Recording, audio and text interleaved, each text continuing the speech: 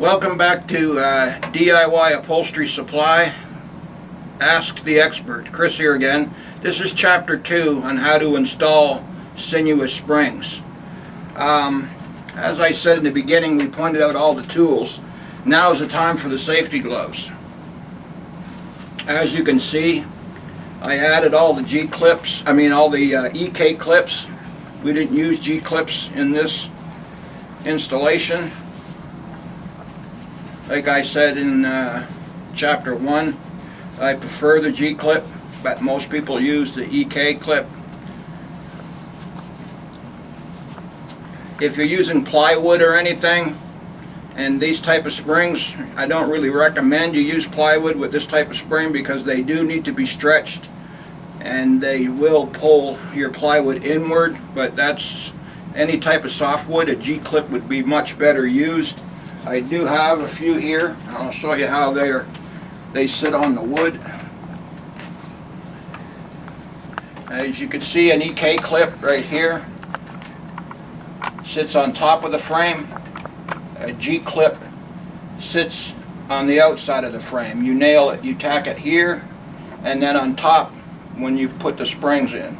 An E-clip sits right on top of the frame. Since this is a hardwood maple frame, it's one of our self-configurable ottoman frames that we sell on our website. Anyhow, we also sell pre-cut springs on most any size that you will need. You look up Sinuous Springs on our website, www.diyupholsterysupply.com, and you'll find these pre-cut. I think they in any size from 21 inch up to 30. So having them pre-cut is a handy thing, because if you see the tip of the spring right here, it's curved in. The reason that is curved in is for two reasons.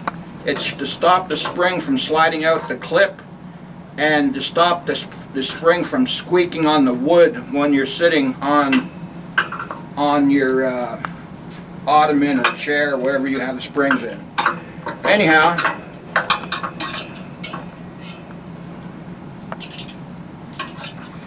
clip your springs in.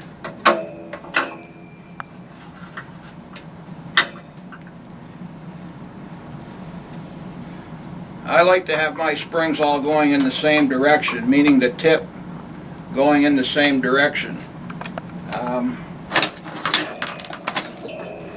A thing that also, when choosing your spring, you want your spring to be 1 inch to 1.5 inches smaller than the cavity they're going into, which means the distance between this rail and that rail, you want your spring, when you cut it or have it ordered, to be 1 inch to 1.5 inches smaller than the actual frame it's sitting into. This is so you stretch it so it has some firmness when you're done. You just can't lay them in there. They won't work properly. I'm going to tack, once you put the springs in,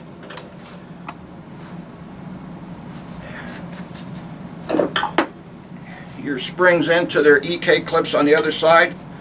For safety reasons, tack them down.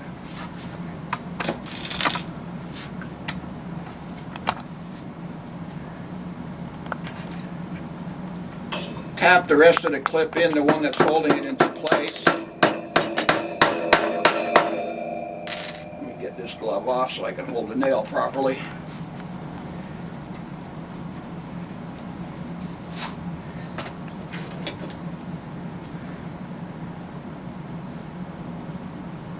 This is to ensure the spring doesn't come out while you're pulling it.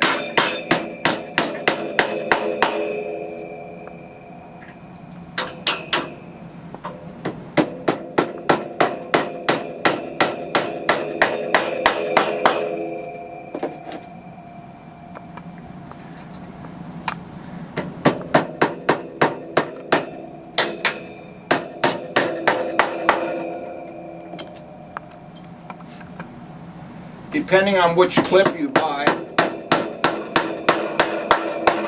the clips will take either 3 or 4 nails, and that's the no sag. We call them no sag nails, but they're just serrated so they hold into the wood firmly and don't back out over time.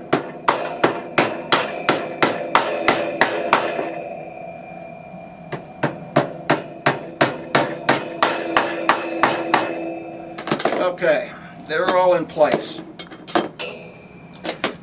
Now I'm going to take our safety gloves and our spring stretchers and move to the other side.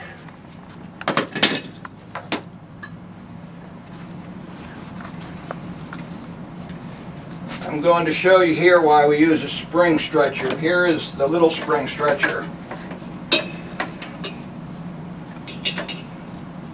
You take this spring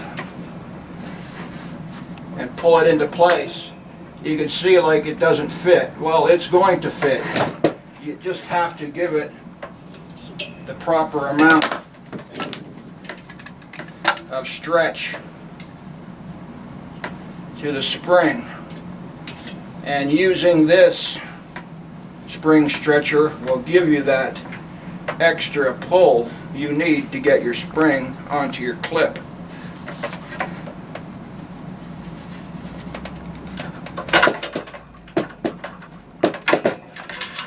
That's one.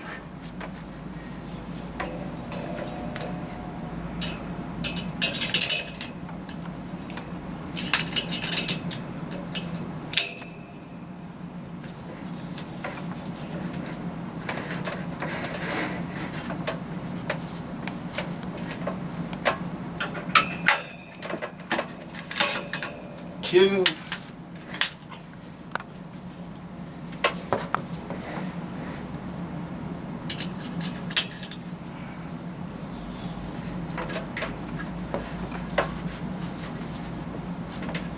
Now you see I got that thing angled in there at a 45 degree. That's what you want. And you just give it a little bit of a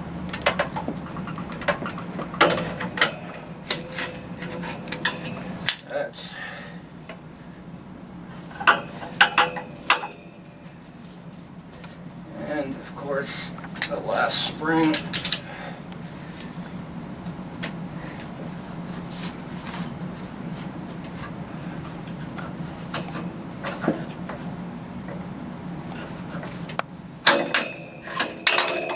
There we go. They're on.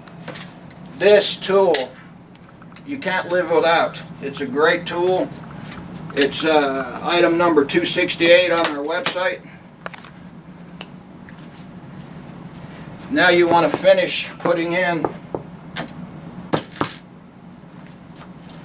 your tacks.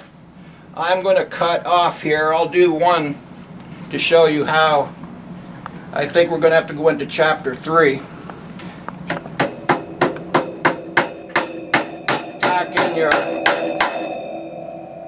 Tack in your clips. Make sure you got them all in place.